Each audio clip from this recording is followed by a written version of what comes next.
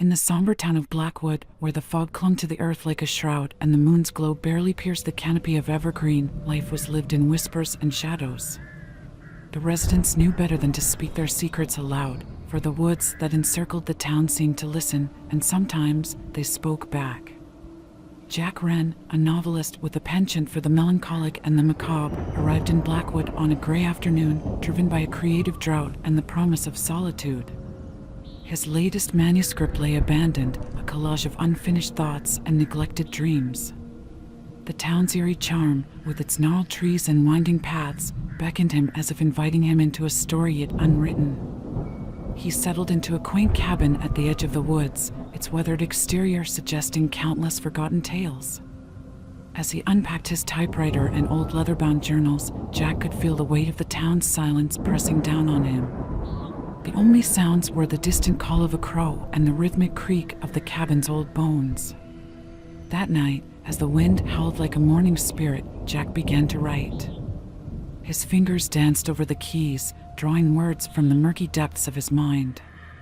The narrative flowed like a river of ink, twisting and turning with each stroke. But as the hours passed, a subtle unease began to creep into his prose, a sensation that what he was writing was not entirely of his own making. The story told of a man who ventured into a dark forest and found a mirror that reflected not his own image, but a scene of an unsolved murder. Each word Jack typed seemed to echo with a familiarity that made his skin crawl. He dismissed it as writer's paranoia, a mere trick of his tired mind. The next day, Jack ventured into Blackwood's only bookstore, a dimly lit establishment named Echoes of the Past. The shopkeeper, an elderly woman with a face lined by time, greeted him with a knowing smile. Her name was Eliza, and her eyes held a depth that suggested she had seen too much of what lay beyond the veil of normalcy. "You write, Mr. Wren," she said, her voice a whisper that seemed to drift through the dusty air. "Stories have a way of finding their way back to the truth." Jack was taken aback.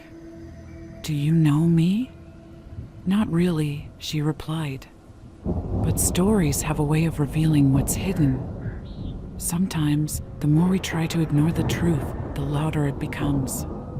The conversation left Jack unsettled.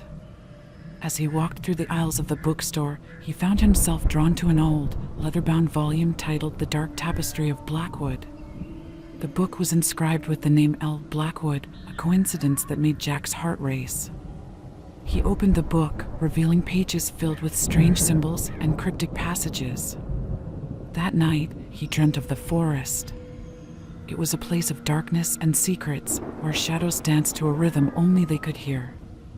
In the dream, Jack found himself standing before a grand mirror, much like the one in his story. It reflected not only his own face, but a ghostly figure standing behind him, a figure with hollow eyes and a sorrowful expression. When he awoke, sweat clinging to his brow, Jack knew he had to investigate. The following day, he ventured into the woods, the air thick with mist and foreboding. The forest seemed alive, its branches reaching out like skeletal fingers.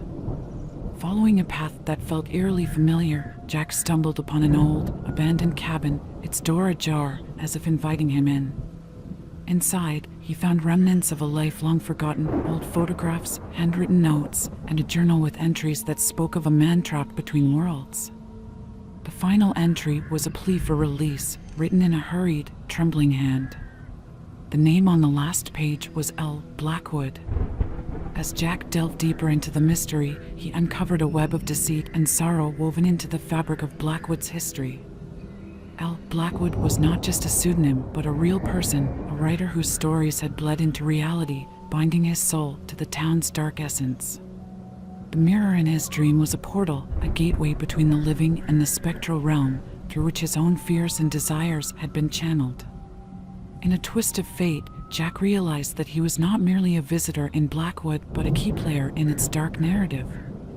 The more he uncovered, the more his own reality began to unravel. His own words seemed to shape the town's fate, pulling him deeper into a tale where the boundaries between author and protagonist blurred.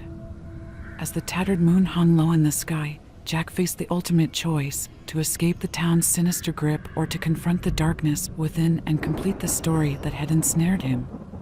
The mirror, the forest, and the ghostly figure all beckoned him to embrace his role in a narrative that defied the confines of fiction.